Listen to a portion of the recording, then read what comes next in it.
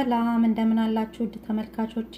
እኔ እግዚአብሔር ይመስገን በጣም ደህና ነኝ። ዛሬ ይዤላችሁ የቀረብኩት የስጋ በአትክልት ጥብስ አሰራር ነው። እንደምትወዱት ተስፋ አደርጋለሁ። አብራችሁን ቆዩ። ለመስራት የተጠቀምኩት የተከተፈ ስጋ፣ 2 ካሮት እንዲህ የተከተፈ፣ የአንድ ጥቅል ጎመን ሩቡን እንዲህ የተከተፈ፣ 1 ሽንኩርት፣ 4 ፍሬ ነጭ ሽንኩርት፣ ቁንዶ በርበሬ፣ ጨውና ዘይት እና የተለያዩ አይነት ቃሪያዎች ከትፍ ያዘጋጃለሁ። የፈለጋችሁትን አይነት መጠቀም ትችላላችሁ። ስጋውን ምንም ዘይት ሳልጨምር ብቻውን አበስለዋለሁ ውሃውን እስኪመጥ ድረስ።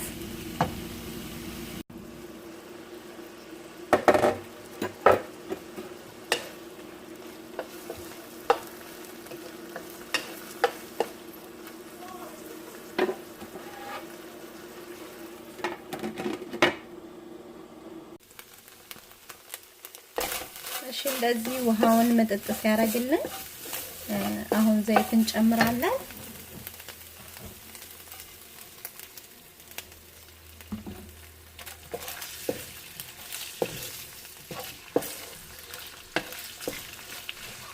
ከዛም ሽንኩርቱን ጨምረን ከሽንኩርቱ ጋር ደግሞ እናበስለዋለን።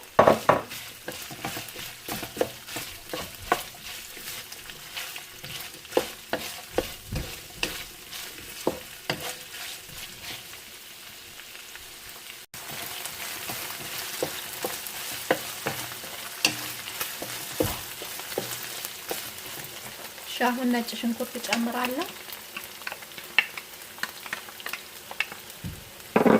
እና ካሮት ጨምራለሁ።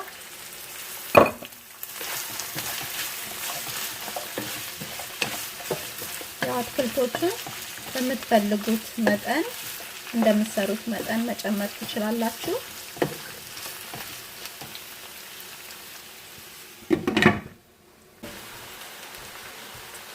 እሺ አሁን ቁንዶ በርበሬ ጨምራለሁ። እኔ 1 የሻይ ማንኪያን የጨመርኩት፣ ያው እናንተ በምትሰሩት መጠን የፈለጋችሁትን ያህል መጨመር ትችላላችሁ። እና ጨው ጨምራለሁ።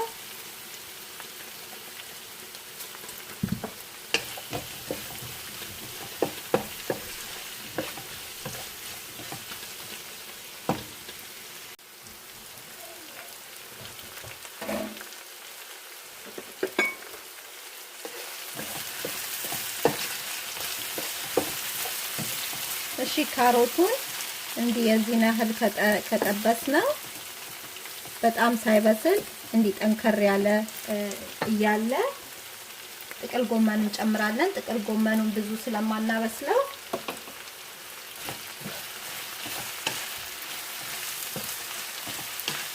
ለአንድ 3-4 ደቂቃ ከድነን የምናበስለው።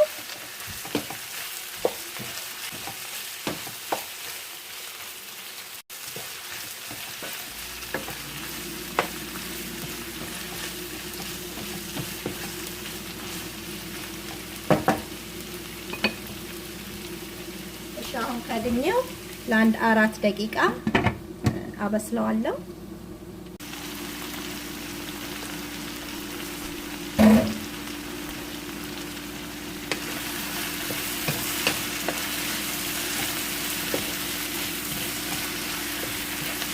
እሺ አሁን ይበቃዋል።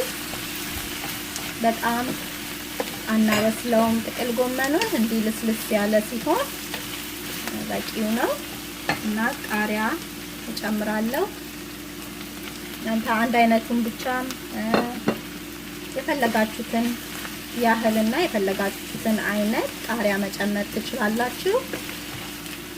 እና ቅድም ያላሳየሁት የስጋ መጥበሻ እጨምራለሁ። በጣም ደስ የሚል ቃናና ጣዕም ይሰጠዋል። እና አሁን በቃ እሳቱን አጠፋዋለሁ።